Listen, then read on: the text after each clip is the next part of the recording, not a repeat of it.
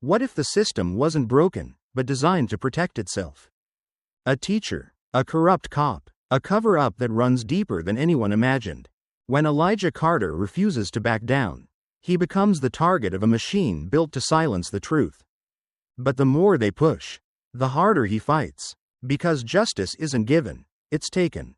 And this battle? It's only just begun. The late afternoon sun cast a warm glow over Lincoln Park, where a group of students sat cross-legged on the grass, notebooks resting on their laps. Their teacher, Elijah Carter, stood in front of them, his posture relaxed but his voice firm as he spoke about the foundations of democracy and civil rights. The lesson wasn't just theoretical. Elijah believed in grounding his students in the reality of the world they lived in. And today's discussion revolved around a question he often asked them: what does it truly mean to be free? Some of the students were engaged, nodding along, while others scribbled notes. Daniel Owens, a sharp-minded senior with a passion for social justice, leaned forward with interest, his phone idly recording the conversation. Elijah didn't mind. He had always encouraged his students to capture moments that could inspire critical thinking beyond the classroom. A few feet away, near the park entrance, a police cruiser had pulled up. Officer Brad Whitaker sat behind the wheel, his gaze locked onto the group with an intensity that felt intrusive. His hands rested on the steering wheel, but his posture suggested something else: surveillance, not casual observation. Elijah noticed him right away. Over the years, he had developed an acute awareness of how authority figures like Whitaker tended to watch men like him, black men. Even educated ones, even those in suits or, in his case, a simple button-down and slacks. He felt the weight of that stare but didn't let it show. Instead, he turned back to his students, keeping his voice steady. Rights don't mean much if they're only theoretical, he said. The moment you exercise them is the moment you find out how real they actually are. Daniel glanced toward the cruiser, then back at Elijah. He wasn't the only one who had noticed. A few others had shifted uncomfortably, their attention divided between the lesson and the cop watching them. You think he's just waiting for us to pack up? Or is this one of those situations? Daniel muttered, keeping his voice low. Elijah exhaled slowly. He had seen Whitaker before, patrolling near the school, always watching but never approaching. A familiar pattern. Finish taking notes, Elijah said, as if that was the only thing that mattered. We're wrapping up soon. He refused to let the presence of a uniformed man with a badge dictate how he carried himself. But as he continued speaking, he noticed Whitaker wasn't alone anymore. A second officer had stepped out of the cruiser, leaning against the passenger side door. They weren't interfering yet. Daniel adjusted his phone slightly, angling it toward them without making it obvious. After another 10 minutes, Elijah dismissed the students, watching as they gathered their things. He let his eyes flicker back toward the police car. Whitaker was still there, unmoving. One by one, the students drifted away, some casting quick glances toward the officers before heading down the sidewalk. Elijah lingered, letting Daniel catch up beside him. You saw that, right? Daniel asked. Elijah nodded but didn't stop walking. I saw it. Daniel hesitated. I recorded some of it, just in case. Elijah looked at him, seeing a mixture of curiosity and caution in his young face. You planning to post it somewhere? Not yet, Daniel admitted. Just thought it might be useful. You know, in case they try something later. Elijah didn't answer right away.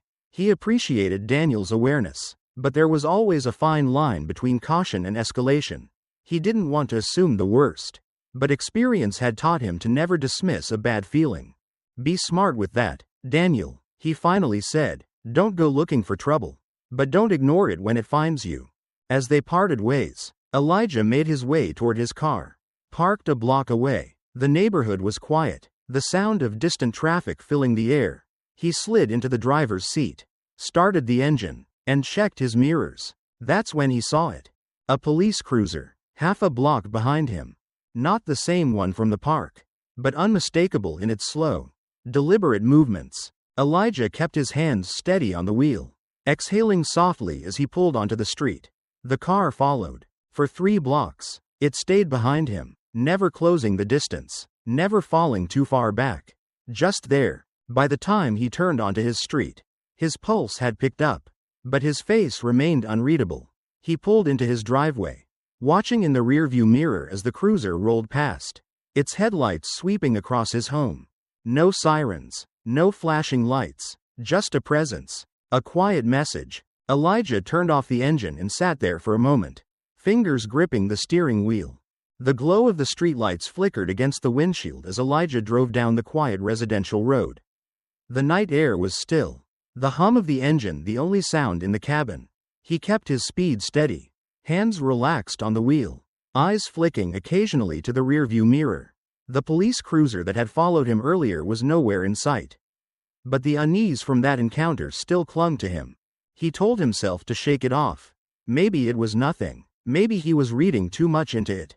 Then, the flash of red and blue lights filled his mirrors. Elijah's chest tightened. His first instinct was to check his speed. He wasn't going over the limit. He signaled and pulled over to the curb, inhaling deeply as he rested both hands on the steering wheel. A door opened. Heavy footsteps approached. Through the side mirror, he saw Officer Brad Whitaker moving with deliberate slowness, one hand resting on his belt. The street was dimly lit, and though houses lined the block, most windows were dark. No one watching, no one listening. Whitaker stopped just behind the driver's side door. Elijah could see his reflection in the mirror. Expression unreadable. Jaw set. License and registration. The words came sharp and clipped. No greeting. No explanation. Elijah turned his head slightly but didn't reach for anything yet. Is there a reason you pulled me over, officer? Whitaker exhaled through his nose, tilting his head just a fraction. Your vehicle was moving suspiciously through the neighborhood. Elijah let the words settle, waiting for more. Nothing came. Suspiciously how? Whitaker's lips barely moved. Just hand over your ID. Elijah fought the instinct to sigh. He'd been here before, knew the script. If he argued, he was uncooperative. If he complied too quickly, he was too eager. There was no right answer. Moving with slow, deliberate motions, he reached into the glove compartment, retrieved his registration, then pulled his wallet from his pocket. He handed both to Whitaker, who took them without so much as a glance before stepping back toward his cruiser. Elijah sat still, staring ahead. The seconds dragged. He could feel the weight of the moment pressing down. A few yards away, someone was approaching on foot. Daniel Owens, still in his school hoodie, hands stuffed into his pockets, slowed as he noticed the flashing lights. His eyes darted toward Elijah's car, then to Whitaker, who was still at his cruiser, running Elijah's information. Daniel hesitated for only a moment before pulling out his phone. He knew better than to make it obvious. He lifted it just enough to capture everything in frame. A movement from across the street caught his attention. Another officer was nearby. Marisol Grant. She was standing next to her own vehicle, watching. She didn't reach for her radio, didn't step forward, just observed. The stillness in the air broke as Whitaker returned. He held Elijah's ID in one hand but made no move to give it back. Step out of the vehicle. Elijah turned his head. Excuse me? I said step out of the vehicle. Elijah's fingers curled slightly against the wheel. Am I being detained? Whitaker's jaw twitched. If you refuse to comply, I will place you under arrest for obstruction. Across the street, Marisol Grant shifted slightly, her stance tightening. Daniel's grip on his phone steadied. Inside the car, Elijah's pulse remained steady. He reached for the door handle, exhaling through his nose as he pushed it open. When he stood, he moved carefully, keeping his hands where they could be seen. A few people had stopped nearby, their faces faintly illuminated by the glow of the streetlights. Whitaker looked over Elijah slowly before leaning in. His voice dropped just enough that only Elijah could hear. You like talking about rights, he said. That's good, because we'll be watching how you use them. Then, just as quickly as it had begun, Whitaker handed back the ID, took a step back, and jerked his chin toward the car. You're free to go. Elijah's fingers closed around his license. He didn't move immediately. He just stood there for a second, memorizing this moment, this feeling. Whitaker didn't wait for a response. He turned, heading back toward his cruiser, already finished with whatever game he had been playing. Daniel lowered his phone. His stomach felt tight, but he wasn't sure if it was anger or something else. As Elijah slid back into his car, he let out a slow breath. staring at the darkened road ahead. Daniel tapped the screen of his phone, sending the video to his contacts. He hadn't decided yet if he would post it, but something told him this wouldn't be the last time he needed to press record. Elijah sat at his desk, staring at the unopened email on his laptop screen. The subject line was straightforward, but the weight behind it felt heavier than it should have. A message from Principal Susan Miller. He had known it was coming. The tension in the school hallways that morning had been unmistakable. Whispers between faculty members, lingering glances from a few colleagues who seemed unsure whether to approach him or keep their distance. The encounter with Officer Whitaker the night before had left an imprint beyond his own unease. Someone had seen, someone had talked. Taking a breath, he clicked the email open. We need to discuss an important matter regarding recent events involving local law enforcement. Please stop by my office during your free period.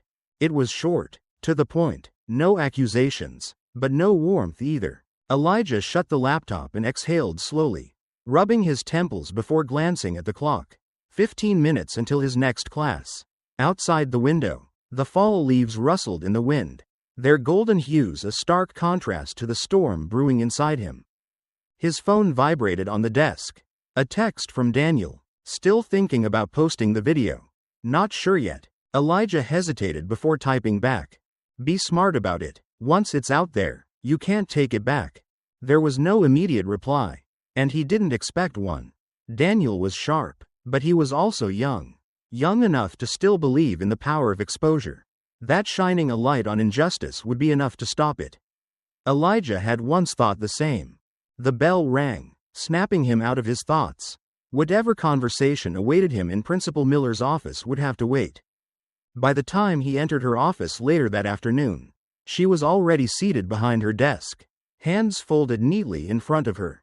The walls were lined with framed certificates and commendations, symbols of order and authority. She didn't offer him a seat. Elijah, she began, voice calm but edged with something firm. We need to talk about what's been happening outside of school. He met her gaze evenly. I assume you're referring to the police incident last night. Her lips pressed together for a brief moment. I've received concerns from parents. Some are worried that this kind of attention isn't good for the school. Attention I didn't ask for, Elijah pointed out. That doesn't change the fact that it's here. She said, the last thing we need is conflict with local authorities. You've always been a respected educator. But I need to remind you, this is a school, not a political battleground. Elijah let that sink in. I teach history, Susan, he said, voice steady. You don't get to teach history without teaching politics. She sighed, leaning back in her chair. I'm not saying you've done anything wrong. But I need you to be careful. This town doesn't forget things like this easily. Elijah gave a small nod. Not because he agreed, but because he understood the subtext. Don't make trouble. He left her office with a slow inhale, rolling his shoulders as he walked back down the hall. The weight in his chest didn't lift. That evening, as he pulled into his driveway, a flicker of movement caught his eye. A police cruiser, parked half a block down. His jaw tightened. For the next 3 days, it became a pattern. A squad car on his street. A familiar uniformed figure in a coffee shop he frequented. Whitaker himself, leaning against his cruiser outside the school parking lot, arms crossed, just watching. He tried to ignore it, to tell himself it was nothing. But the moment he stopped believing in coincidences was the moment he saw the flashing red and blue lights in his rearview mirror on his way to work. He pulled over, heart hammering, as an unfamiliar officer approached. The man leaned into the window, expression neutral but firm. You ran a red light back there. Elijah frowned. I don't think I did. The officer didn't flinch. License and registration. He handed them over, forcing himself to stay calm. He knew the street, knew the light. It had been green. The officer took his time, disappearing back into the cruiser. A few minutes passed. Another car pulled up across the street. Officer Marisol Grant. She stood near her vehicle, arms folded, watching. She didn't intervene, but she didn't leave either.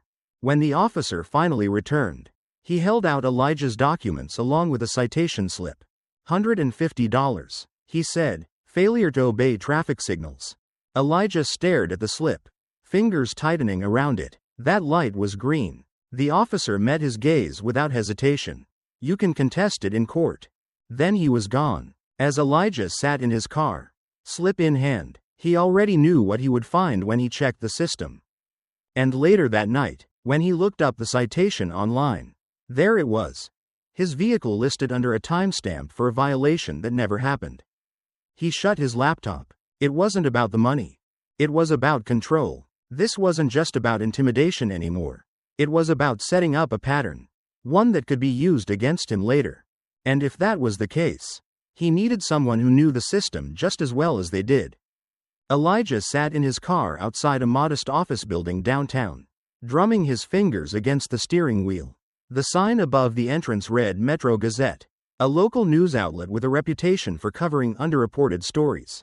He exhaled, gathering his thoughts. Olivia Tran wasn't someone he knew personally, but he had read her work, detailed, sharp, unafraid to dig where others wouldn't. If there was anyone who might listen to him, it was her. The lobby was small, with a lingering scent of coffee and old newspapers. A receptionist glanced up, barely looking away from her screen. I have an appointment with Olivia Tran, Elijah said. She nodded toward the far side of the office. Third desk on the right. As he approached, Olivia barely looked up from her laptop, fingers typing rapidly. She was younger than he expected, probably in her early 30s, with a sharp gaze that flicked up briefly before returning to her screen. If you're selling something, I'm not interested, she said. Elijah smirked. Not selling, just looking for someone who still believes in reporting the truth. That made her pause. She leaned back in her chair, studying him for a moment. Elijah Carter, right? Word travels fast, he said. Olivia motioned to the chair across from her. I read about the traffic stop, but I don't run with conspiracy theories. If you're here because you think you got an unfair ticket, you're talking to the wrong person. Elijah reached into his bag and pulled out a folder, placing it on her desk.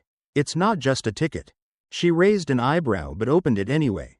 Inside were copies of the citation, timestamps proving he hadn't run a red light, and notes on the suspicious presence of Whitaker near his home and school.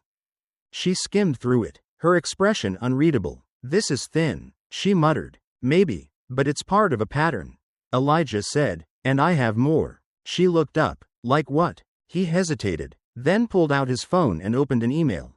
Daniel had finally made up his mind. The video from the first traffic stop had gone live. He slid the phone toward her. Olivia watched, her lips pressing into a thin line as the video played. It was clear. Whitaker's aggression, Elijah's measured responses, and the officer's thinly veiled threat at the end.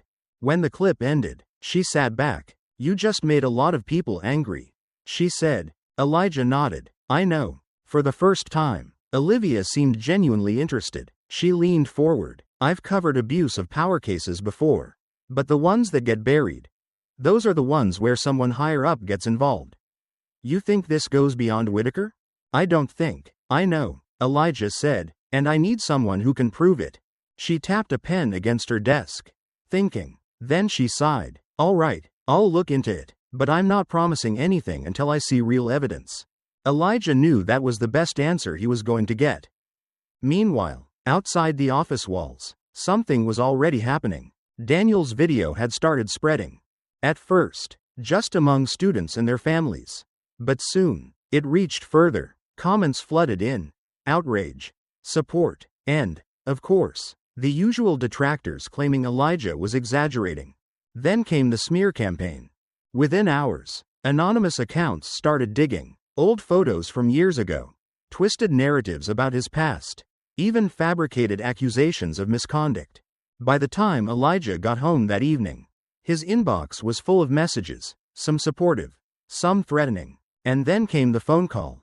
Olivia's voice was low, urgent. You were right. It's bigger than Whitaker. She forwarded him an encrypted email she had received. Attached were disciplinary records from years ago, complaints against Whitaker for excessive force. All mysteriously dismissed, witness statements that had disappeared, cases that had never gone to trial. Elijah stared at the screen, his pulse steady but his mind racing. They've been covering for him, Olivia said. Elijah knew what that meant. This wasn't just about one cop. It was about the entire system protecting him. And now, they were coming for anyone who tried to expose it. The fluorescent lights buzzed overhead as Olivia scrolled through the files on her screen, her fingers moving restlessly on the trackpad. The deeper she dug into Officer Whitaker's record, the clearer the pattern became. Complaints filed, investigations started, and then, nothing. Cases vanished, reports disappeared, witnesses recanted. Every accusation of excessive force or misconduct was met with the same outcome: internal review. Insufficient evidence. Case closed. She leaned back, rubbing her temples. It wasn't just Whitaker, it was the system around him. She had enough material for a full exposé. Evidence that Whitaker wasn't just another bad cop, but a protected one. And if he was being shielded, that meant someone in the department had a vested interest in keeping him on the streets. She started drafting her article, shaping it into something that couldn't be ignored. Then, her office phone rang. The voice on the other end was clipped. Professional. Ms. Tran, this is Captain Raymond Clark with the Minneapolis Police Department. I understand you've been looking into one of my officers. Olivia sat up straighter, her pulse picking up. If this is about Whitaker, Captain, I'd be happy to. It's about you. Clark interrupted. I'd strongly advise against publishing anything based on speculation. We wouldn't want any misinformation spreading. Now, would we? There was a pause. Olivia's grip on the phone tightened. You're calling a journalist to warn her about publishing facts? She asked. Clark chuckled, but there was no humor in it. I'm calling to remind you that there are always consequences for getting involved in things you don't fully understand. Have a good evening, Ms. Tran. The line went dead. She stared at the receiver for a moment, then back at her screen. The story was bigger than she thought. And now, she wasn't just uncovering it, she was part of it. Meanwhile, across town, Elijah Carter sat alone in his classroom, staring at the empty desks. He had spent the last few days trying to ignore the whispers, the accusatory looks from certain staff members, the emails filled with carefully worded concerns. The smear campaign against him had taken hold, and despite his efforts to stay above it, he could feel the ground shifting beneath him. A news site had run a vague headline about a controversial teacher stirring unrest. Comments flooded social media, questioning his background, his past, even his credentials. Some of them were outright lies, but others were subtle distortions of the truth, crafted just well enough to create doubt. He ran a hand over his face, exhaustion settling in. Then, the sound of footsteps outside. Elijah glanced at the clock. Nearly 10 p.m. He was the only one still in the building. As he stood, the door to his classroom swung open.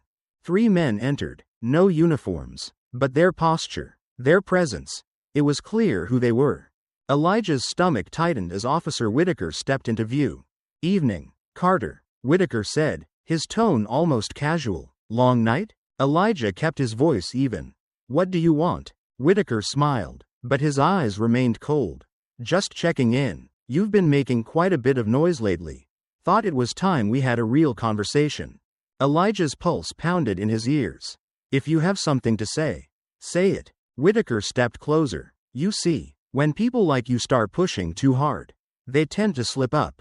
And when they do, well, things happen. From his pocket, he pulled out a small plastic bag.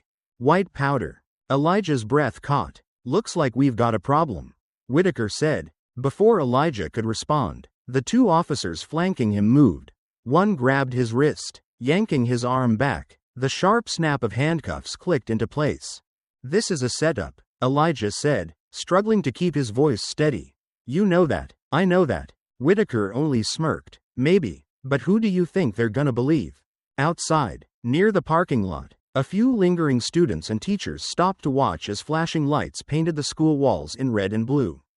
Among them, Daniel Owens stood frozen, his phone already recording. The holding cell was colder than Elijah expected. The walls, a dull shade of gray, seemed to absorb every sound, making the space feel smaller than it was.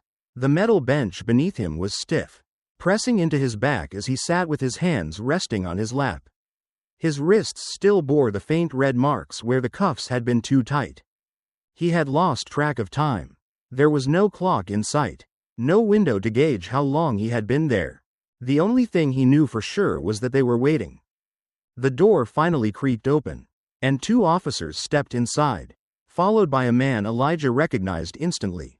Captain Raymond Clark. Clark moved with a deliberate slowness, the kind that was meant to unsettle. He wasn't a man who wasted words, nor did he need to. His presence alone spoke volumes.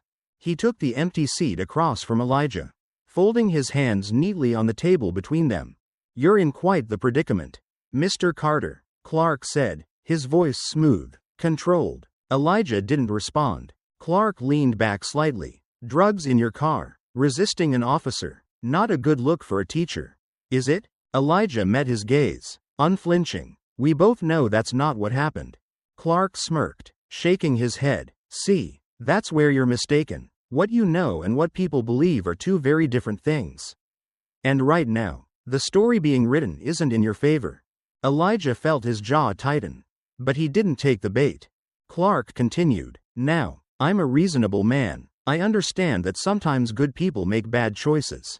And sometimes, those bad choices don't have to define the rest of their lives, if they're willing to cooperate."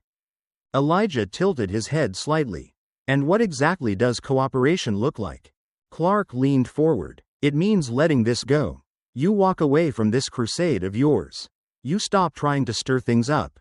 And in return, you get to keep your job, your reputation. You don't. And, well, you already see where this is heading." Elijah exhaled slowly, tapping his fingers lightly against the table. He wasn't surprised by the offer, but he was disgusted by how easily it was given, as if his silence was just another business transaction. He met Clark's gaze again. Steady, unwavering, no deal. Clark's smirk faded. For the first time, there was a flicker of something else behind his expression. Annoyance. Maybe even frustration. "You're making a mistake," Clark said, his voice carrying an edge. Elijah held his stare. "So are you." The silence stretched between them. Then Clark sighed, shaking his head. "Then I guess we'll do this the hard way." He nodded toward the officers, who stepped forward. "Enjoy your stay, Mr. Carter." The door slammed shut behind them. Across town, Olivia Tran's phone buzzed on her desk, the number flashing on the screen unfamiliar. She picked up instantly. "You don't know me, but we need to talk." The voice on the other end was firm. Female. "Who is this?" Olivia asked. "Officer Marisol Grant, and I think your friend Elijah Carter just got set up." Olivia sat up straight. "I know. I have the footage of his arrest." There was a pause. "Then you need to know this. The drugs they found in his car? There was no record of them when the arrest report was first filed." Olivia felt a chill run down her spine. "Are you saying?" "I'm saying they planted it." Grant cut in. "And I have proof." Back at the police station, Elijah had barely closed his eyes when the sound of keys rattling pulled him back to reality. The cell door swung open. A tall man in a navy blue suit stepped inside. "Elijah Carter?" Elijah sat up. "Who's asking?" "Marcus Hale," the man said, setting his briefcase down. "I'm your attorney." Elijah blinked. "I didn't. Olivia Tran called me." Marcus interrupted. "And based on what I'm seeing, we have a case to get you out of here." Elijah rubbed his temples. "And if they don't let me go?" Marcus adjusted his tie. "Then they better have solid charges to keep you here." He turned to the officer standing outside the cell. "Unless you plan to charge my client with something legitimate, I'm requesting his immediate release under the 24-hour holding rule. No formal charges, no extended detention." The officer hesitated, glancing over his shoulder. "Or," Marcus added, "I can call a judge and make this a much bigger problem for you." Minutes later, Elijah was signing his release papers. He stepped outside into the cool night air, stretching his fingers. Then his phone buzzed. A message from an unknown number. "Turn back now, or next time. It won't just be your reputation at risk." Elijah exhaled, shoving the phone into his pocket. He wasn't turning back. Elijah stepped outside the precinct, inhaling deeply as the night air filled his lungs. The fluorescent glow of the streetlights cast long shadows across the pavement. Beside him, Marcus Hale adjusted his coat, his expression unreadable. "They'll be watching you," Marcus said, his voice low. "You're not free, Elijah. You're just out." Elijah nodded, rubbing his wrists where the handcuffs had been. "I figured as much." Marcus studied him for a moment before sighing. "We need to be smart. Careful. They don't just want to silence you. They want to make sure no one listens. Elijah didn't need the warning. He had already seen how the system worked. Across town, Olivia Tran sat in the dim glow of her laptop screen. Her fingers moved steadily over the keyboard, crafting the opening lines of the article that could change everything. The headline was clear, sharp. Minneapolis officers' troubling past raises questions about recent arrest. She laid it all out. The history of complaints against Officer Whitaker. The cases that had vanished. The victims who had tried to speak up, only to be ignored. She outlined the fabricated charge against Elijah. The suspicious circumstances of his arrest. She didn't make accusations, she presented facts. By the time she hit publish, the weight in her chest had shifted. Now, it was out there. The first ripples came quickly. Within hours, the article spread across social media. People read, they commented, they asked questions, and then, the bigger news outlets picked it up. It wasn't just about Elijah anymore. Captain Raymond Clark read the article from his office, his grip tightening around his phone. The words on the screen weren't just inconvenient, they were dangerous. He dialed a number. When Olivia answered, there was no small talk. You need to take that article down. She didn't flinch. Not happening. Clark's voice was calm, measured. Listen to me carefully. There are consequences to this kind of reporting. Your career, your safety, all of it depends on the choices you make. Olivia leaned back in her chair, her jaw tightening. Are you threatening me, Captain? I'm giving you a chance to make the right decision. She let the silence stretch. Then I guess you already know my answer. Clark exhaled sharply. You have no idea what you've just started. The line went dead. Meanwhile, Officer Whitaker had wasted no time going on the offensive. He appeared on a local news segment, his uniform crisp, his expression carefully curated. The anchor spoke in a sympathetic tone, framing the interview around the challenges that officers faced when dealing with uncooperative individuals. Whitaker nodded solemnly. Mr. Carter has a history of hostility toward law enforcement. This isn't the first time he's refused to comply with officers just doing their jobs. He let the words settle, planting the seed of doubt. Elijah watched from his living room, his jaw tightening. He had expected this, but seeing it play out on television still stung. Then, his phone vibrated. Daniel Owens. His messages were short, urgent. Getting weird messages online. Someone found my address. My parents are freaked out. Elijah's stomach sank. They weren't just coming after him. They were coming after anyone who stood with him. But there was still one person on the inside. Officer Marisol Grant sat alone in her car, her hands gripping the steering wheel. The weight of the decision she was about to make pressed down on her. The recording on her phone was clear. Whitaker's voice, Captain Clark's voice. Their conversation wasn't coded, it was explicit. They had set Elijah up, and if she didn't act now, they would do it again. Her fingers hovered over the send button. Then, with a deep breath, she forwarded the file to 2 numbers. Elijah Carter, Olivia Tran. The recording played over the speakers, filling the small office with voices neither of them expected to hear so clearly. It was unmistakable. Whitaker's voice first, low and confident. We need to make sure this sticks. No loopholes. Then Clark's response, measured but firm. No mistakes. If Carter walks, we have a bigger problem. Handle it. The room fell into silence as the last words echoed. Elijah sat back in his chair, rubbing his temples. Olivia leaned forward, elbows on the desk, eyes locked on the laptop screen as if willing it to reveal more. Across from them, Marcus Hale's expression was unreadable, his fingers interlaced as he processed the weight of what they had just heard. This isn't just a rogue cop going too far. Olivia finally said, this is organized, this is deliberate. Marcus nodded. They weren't just trying to frame you. They were making sure no one could question them afterward. Elijah exhaled slowly, his mind racing. How many people do you think are in on this? Marcus tapped the table lightly. Enough that Whitaker knew he had backup. Enough that Clark didn't hesitate to approve it. A beat of silence passed between them. Then Elijah spoke. We go public. Olivia was already ahead of him. She grabbed her phone and sent a message.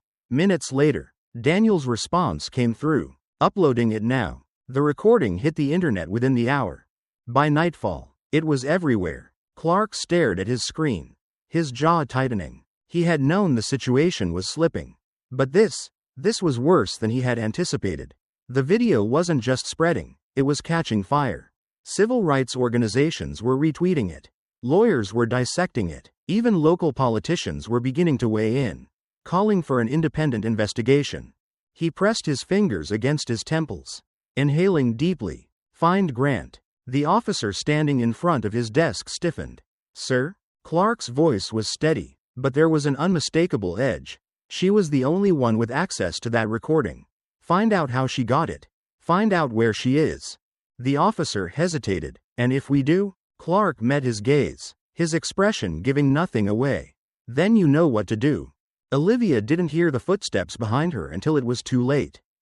She had been walking home from the office, her mind still replaying the events of the evening. The email had come first. An unknown sender.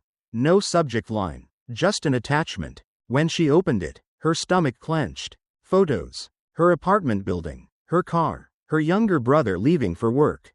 No words, just images. She had barely processed it when the presence behind her made itself known. A figure stepped into her path, blocking the sidewalk. Another loomed just over her shoulder. One of them held an envelope. "For you," he said. Her pulse pounded in her ears. But she didn't let her hands shake as she reached for it. "We'd strongly advise you to reconsider your priorities," the man said. Then, just as quickly as they had appeared, they were gone. Olivia clutched the envelope, swallowing hard before tearing it open. Inside was a single piece of paper. Stop. Elijah never saw them coming. One moment, he was stepping out of the Metro Gazette office. The next, a sharp force slammed into his ribs, knocking the breath from his lungs. He staggered, catching himself against the wall just as another blow landed, this time against his shoulder. He barely had time to raise his arms before a hand grabbed his collar, shoving him hard against the brick. The man's voice was low, controlled. "You don't walk away from this, Carter. You won't be walking at all." Then, just as quickly as they had come, they were gone. Elijah stayed against the wall for a moment, breathing heavily, tasting copper on his tongue. He wiped his mouth and forced himself to stand upright. He wasn't done, not even close. Marisol Grant didn't show up to work the next morning. By the time Elijah and Olivia realized she wasn't answering her phone, it had already been too long. Calls went to voicemail, messages were left unread, and when Elijah drove past her apartment that afternoon, her car was still parked in the same spot, untouched. No sign of her, just an eerie, suffocating absence. Elijah paced the length of Olivia's small office, his phone pressed against his ear. The line buzzed, then went silent. For the 5th time that hour, the call went straight to voicemail. "She's not answering," he muttered, lowering the phone. Olivia sat at her desk, her own phone in hand, fingers tapping restlessly against the wood. "I tried 3 different numbers. Nothing. Her messages aren't even delivering anymore." They exchanged a look, both coming to the same conclusion. Marisol Grant was missing. Elijah exhaled slowly, pressing his hands to his hips. "Maybe she's just laying low," he said, though even he didn't believe it. "If she was laying low, she would have told us," Olivia replied. She knew how dangerous this was. She wouldn't just disappear. Elijah rubbed a hand over his face. He could feel the tension building in his chest, the pressure mounting with every passing second. First, the threats, then the attack outside the Gazette. And now, Marisol was gone. Clark must have found out she leaked the recording. Olivia said, "This is exactly what we were afraid of." Elijah nodded, jaw tight. "Then we need to find her before it's too late." Across town, Daniel Owens sat hunched over his laptop in his bedroom, scrolling through his inbox. His stomach twisted as he read the messages flooding his school email. "You think you're some kind of hero?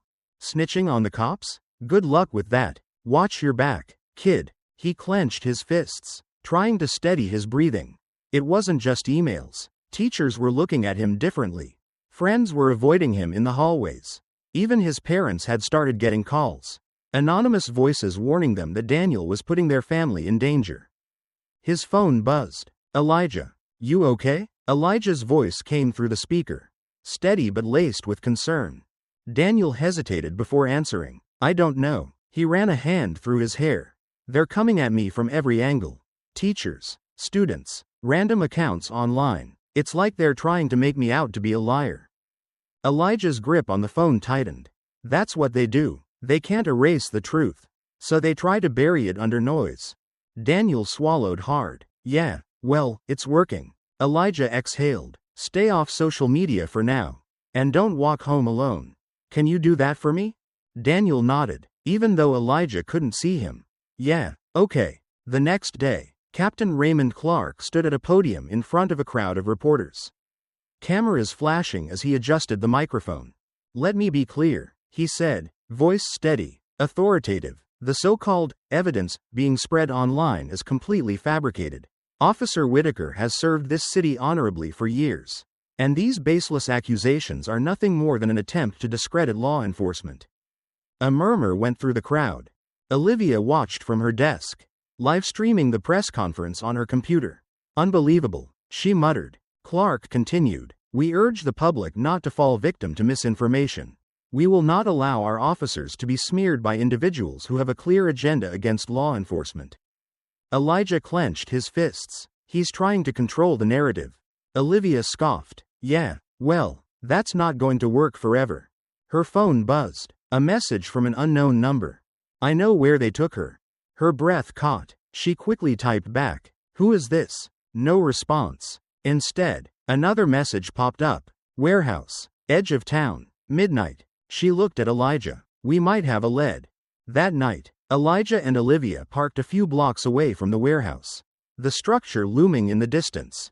Its rusted metal walls barely illuminated by the sparse streetlights. The area was desolate, abandoned. This feels like a trap, Olivia whispered. Elijah nodded, but he stepped forward anyway. Stay behind me. They moved cautiously toward the building, sticking to the shadows. As they neared the entrance, Olivia froze. A police cruiser sat just outside. Elijah's pulse quickened. The vehicle was empty, the driver's side door slightly ajar. A dark stain marked the ground beneath it. Olivia swallowed. That's blood. Elijah's stomach twisted. He reached for the door handle and pulled it open. The interior was empty, save for one thing lying on the passenger seat. A badge. Marisol Grant's badge. No sign of her. Just an abandoned car and the undeniable proof that something had gone terribly wrong. Olivia sat in front of her laptop, fingers moving quickly across the keyboard. The headline at the top of the draft was bold, direct, and impossible to ignore. Minneapolis officer disappears after leaking evidence against her own department. She hesitated for only a second before hitting publish. Within minutes, the response was immediate. The article spread across social media, gaining traction with every share. People wanted answers. Comments flooded in, demanding an investigation. Activists picked up the story, calling for transparency. Then came the hashtags. Hashtag Where is Marisol Grant? Hashtag Justice for Elijah. The pressure was building. Elijah scrolled through the responses, his chest tightening. The public was finally paying attention. But he knew how this worked. Attention alone wouldn't be enough. His phone buzzed. A private number. He hesitated before answering. Carter. The voice on the other end was calm, controlled. Let's talk. Elijah's grip tightened. Clark. Captain Raymond Clark exhaled slowly. You're making things difficult for yourself. Elijah let out a dry laugh. And here I thought I was the one being targeted. You think the people supporting you online will still be there when this gets worse? Clark asked. When this city turns on you? Elijah didn't answer. Clark continued. I have an offer. You stop pushing this. Walk away. And in return, we forget this ever happened. You keep your job, your reputation. Elijah's stomach turned. And if I don't? Clark's tone darkened. Then you'll see what happens when people like you don't know when to quit. Elijah's pulse pounded, but his voice stayed steady. You're running out of time. Clark. A long silence. Then the call ended. Elijah stared at his phone, his jaw tight. He had expected the threats, but hearing them so plainly only solidified what he already knew. Clark was afraid, and that meant they were close. Daniel Owens didn't see them coming. He had just left the school, earbuds in, hood up, lost in thought. He barely noticed the black SUV idling at the curb until the doors swung open. A rough shove sent him stumbling into the alley. Two figures loomed over him, their faces obscured by shadows. "You think you're untouchable, kid?" one of them muttered. A fist connected with his ribs. Pain shot through his side, knocking the air from his lungs. "Take down the video," the second voice said, "or next time, we don't stop." Then they were gone. Daniel stayed on the ground for a moment, gasping, his vision blurred, but he forced himself to sit up, fingers shaking as he pulled out his phone. He pressed record. Blood trickled from his lip. His breath was unsteady, but he looked into the camera and spoke. "They want me to stop talking. That's not happening." Then he hit upload. Elijah nearly dropped his phone when he saw the video. He ran a hand over his face, his chest tight. "They're escalating," Olivia said, her voice low. Elijah exhaled sharply. "Then so are we." Moments later, a new notification popped up on Olivia's screen. A leaked document. The contents were damning. A list of officers with disciplinary records buried under false reports. Names connected to cases that had mysteriously vanished. And at the center of it all, Clark. Olivia's breath caught. "Elijah," she whispered, "this isn't just corruption. It's a network." Elijah clenched his fists. If they had any chance of finding Marisol, this was it. Elijah sat in the dimly lit motel room, staring at the printed pages spread across the bed. The leaked documents had revealed more than just corruption. They pointed to a system of officers covering for each other, burying evidence, and silencing anyone who got too close. At the center of it all was Captain Raymond Clark. Across from him, Olivia scrolled through her laptop, cross-referencing addresses tied to Clark. If he has Marisol, he wouldn't keep her anywhere obvious. He needs somewhere off the grid but still within his reach. Elijah exhaled, rubbing his chin. Someplace no one would think to look. A holding spot. Then his phone vibrated. A blocked number. He hesitated before answering. "You want Grant?" The voice was distorted, mechanical. "You're running out of time." Elijah straightened. "Who is this?" The caller ignored the question. "South of the city. Old farmhouse. 2 miles past the river bend." The line went dead. Olivia's eyes widened as Elijah relayed the message.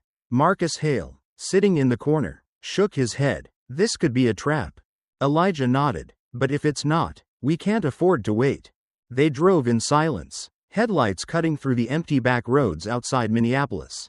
The farmhouse appeared in the distance, its outline barely visible against the night sky. Elijah parked a quarter-mile away. They continued on foot, moving carefully through the tall grass. Then they saw it. A police cruiser, partially hidden behind a collapsed shed.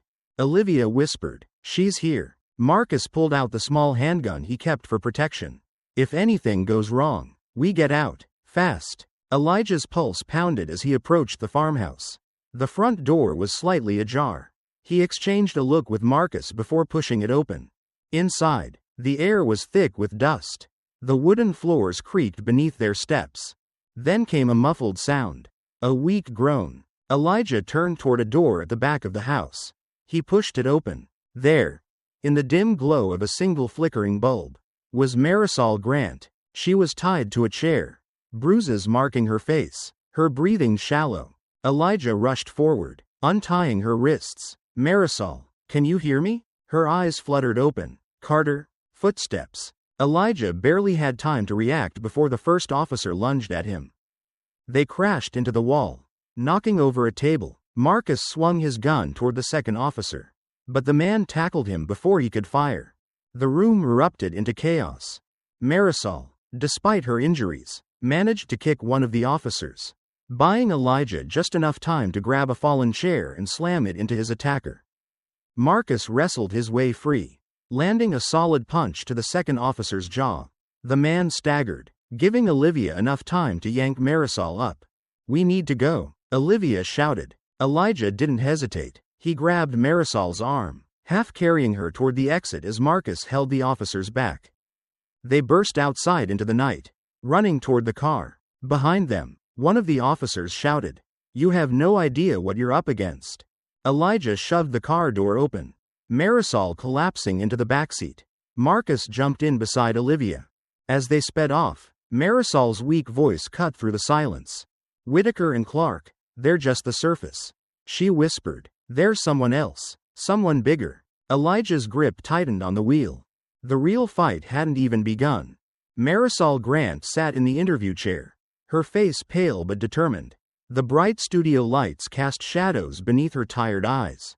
But her voice remained steady. Across from her, the news anchor leaned forward, gripping his cue cards. Officer Grant, you're making serious accusations against your own department. Are you saying that Captain Raymond Clark knowingly orchestrated false charges and protected corrupt officers? Marisol took a slow breath. I'm saying he did more than that. She held the microphone firmly. This was never about one bad cop. This was a network. Officers covering for each other, intimidating witnesses, destroying evidence. And when I tried to speak up, they made me disappear. A hushed silence filled the studio. The interview was being broadcast live to millions. Elijah watched from Olivia Tran's office, his hands clasped together. Olivia sat beside him, refreshing her article every few seconds, watching as the views skyrocketed.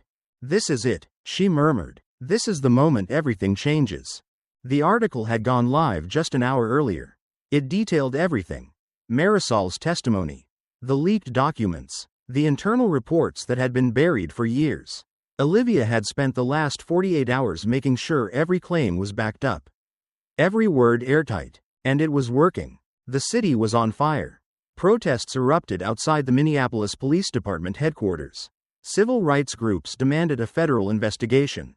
Elected officials, who had once been silent, now called for accountability. Then, the pushback came. Captain Clark stood at the podium, a wall of uniformed officers behind him. His face was composed, but his tone carried an undercurrent of barely contained fury. These allegations are not only false, but they're dangerous, he stated, scanning the crowd of reporters. Officer Grant was under internal investigation long before this supposed revelation. She is a disgruntled employee trying to discredit an institution that has served this city with honor. A journalist raised a hand. What about the leaked documents? The audio recording? Clark didn't flinch. Fabricated, misinterpreted, selectively edited to fit a narrative pushed by individuals who want to see law enforcement weakened. Elijah clenched his fists as he watched the broadcast from Olivia's office. He's going all in on the lie. Olivia exhaled sharply. He's trying to muddy the waters, make it all seem like a political game. Then, Clark dropped his final move. Let's talk about Elijah Carter, he said, pausing for effect. A man who has repeatedly disrespected law enforcement, who has personal ties to groups that have spread dangerous anti-police rhetoric. Can we really trust someone with that kind of agenda? Elijah stiffened. Olivia's fingers hovered over her keyboard. Clark continued. The truth is, Carter has been looking for a fight for years. And now he's found one. The next blow came swiftly. Daniel Owens was sitting in the school library when two officers entered, speaking quietly with the principal. Moments later, Daniel's name was called over the intercom. He knew what was coming. In the small administrative office, an officer folded his arms. We need you to answer some questions about the video you posted. And about Mr. Carter. Daniel swallowed hard. I already told the truth. The officer nodded slowly. That's not what some people are saying. You understand how spreading false information can be a legal matter, don't you? Daniel's stomach dropped. Are you threatening me? The officer's smile was thin. No, son. We're just making sure you understand the stakes. Across town, Elijah's phone buzzed. Daniel's name flashed on the screen. They're coming after me. Daniel's voice was tight with fear. They're trying to scare my family into making me take down the videos. Elijah felt something snap inside him. They weren't just fighting a corrupt system anymore. They were fighting something that would do anything to stay in control. And then, the final twist. A breaking news alert. Internal investigation into Minneapolis PD launch. Key evidence goes missing. Elijah's chest tightened. They had been winning. The truth had been forcing its way to the surface. But someone, somewhere, had just buried the most important pieces of proof. Marisol had risked her life to expose them. Olivia had torn through layers of deception. Daniel had stood his ground despite the threats. And yet, the system was still one step ahead. Elijah looked at Olivia. We're missing something. Someone is still pulling the strings. Olivia's expression was grim. Then we find them. Marisol Grant sat stiffly in the witness chair, her hands clasped in her lap to keep them from shaking. The panel of officers and attorneys before her sat in cold silence, their eyes unreadable. "This is your sworn testimony?" the lead investigator asked, his voice neutral. She swallowed and nodded. "Yes, everything I've provided is true." The air in the room felt heavy. She had spent the last hour detailing everything.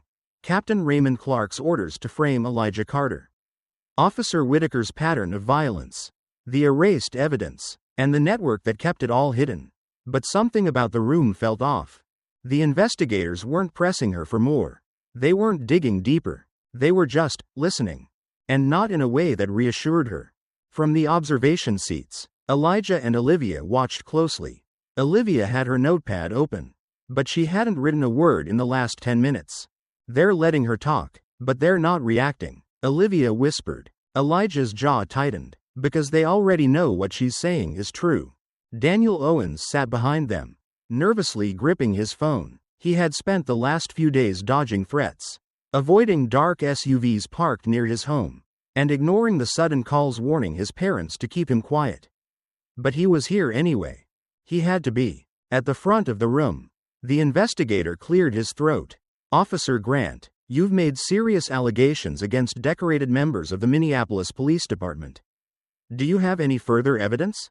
Marisol hesitated. She had more, but she knew, the second she said those words, she'd be signing her own death warrant. Her fingers curled into a fist. "Yes," she said, "there's more." Clark watched the hearing from his office, his expression impassive. A whiskey glass sat untouched on the table beside him. "Problem, Captain?" Whitaker asked from the doorway. Clark sighed, rubbing his temples. "She's not stopping." Whitaker smirked. "I told you she was a problem." Clark didn't look at him. His fingers tapped against his desk. "If she testifies any further, we're all exposed." Whitaker leaned against the doorframe. "Then let's make sure she doesn't."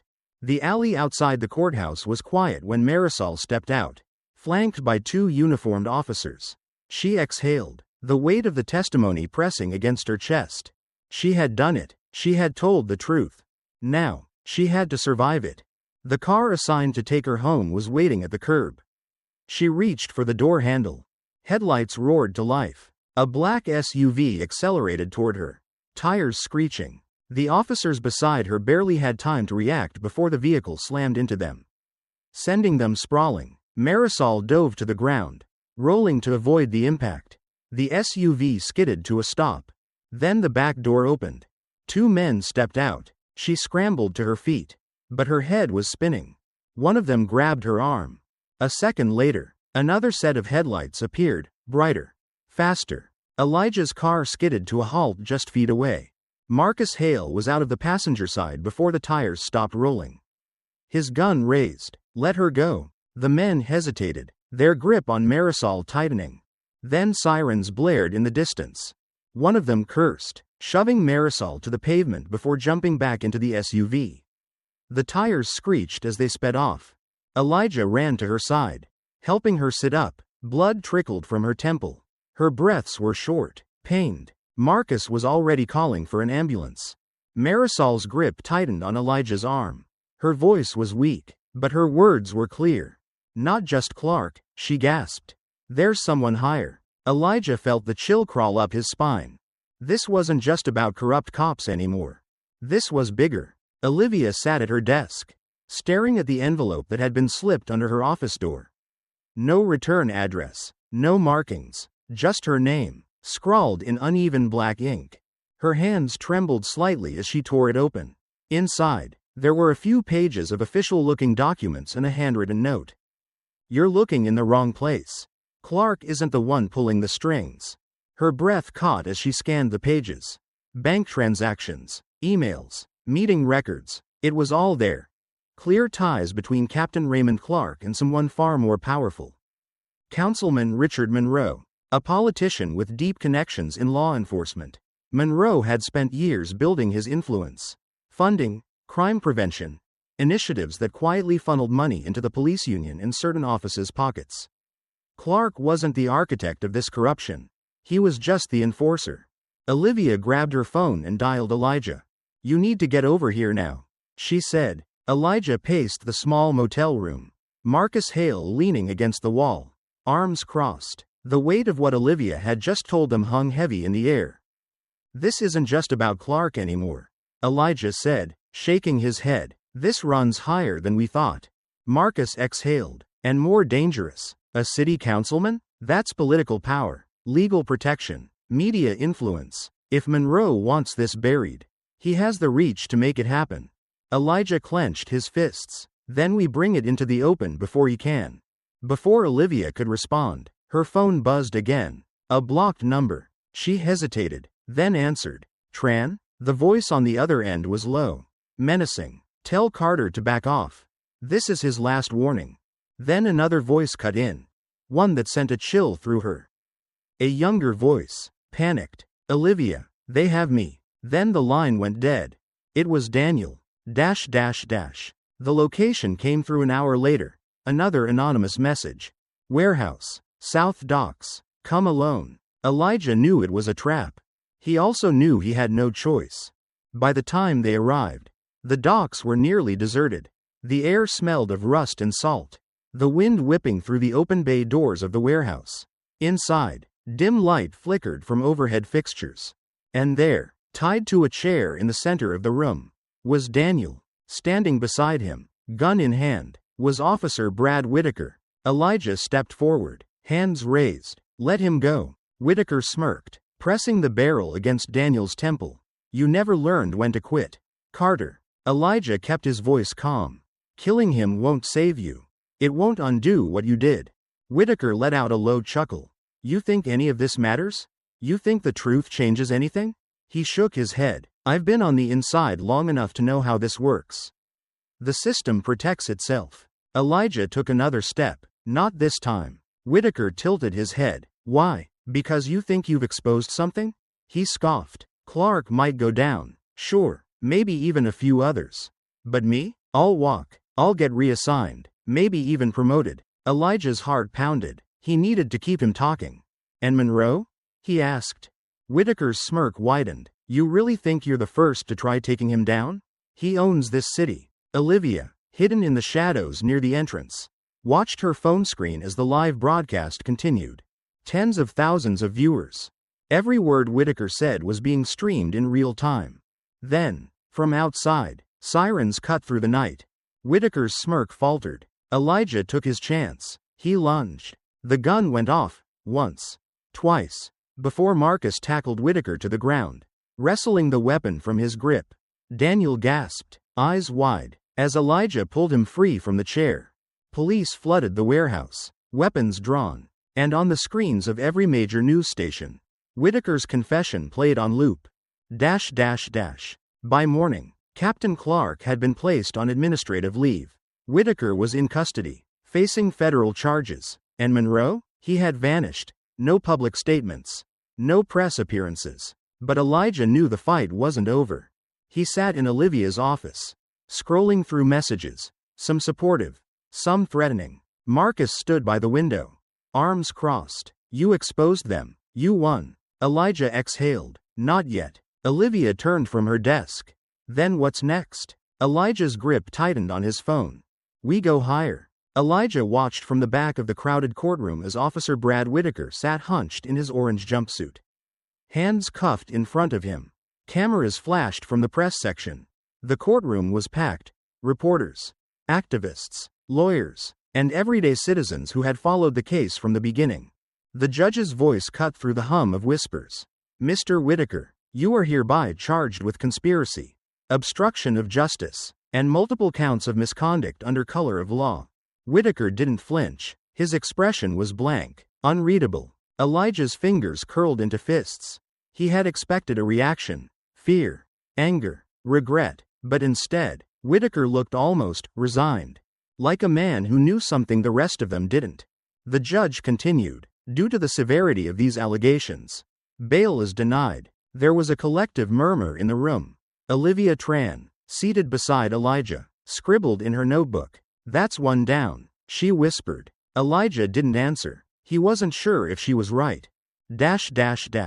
By midday, The news had spread. Minneapolis officer arrested in corruption scandal. More charges to follow. Police Captain Raymond Clark placed on leave pending federal investigation. Calls for reform grow as FBI looks into deep-rooted misconduct in law enforcement. Olivia's article had been one of the first to go live. It laid everything bare. Whitaker's confession. Clark's cover-ups. The network that had allowed it all to happen. Public pressure was at an all-time high. The police department scrambled to save face. By evening, the mayor stood in front of the press, flanked by city officials. This administration is committed to accountability. He declared, "We will cooperate fully with the federal investigation and ensure that officers who violate their oath face justice."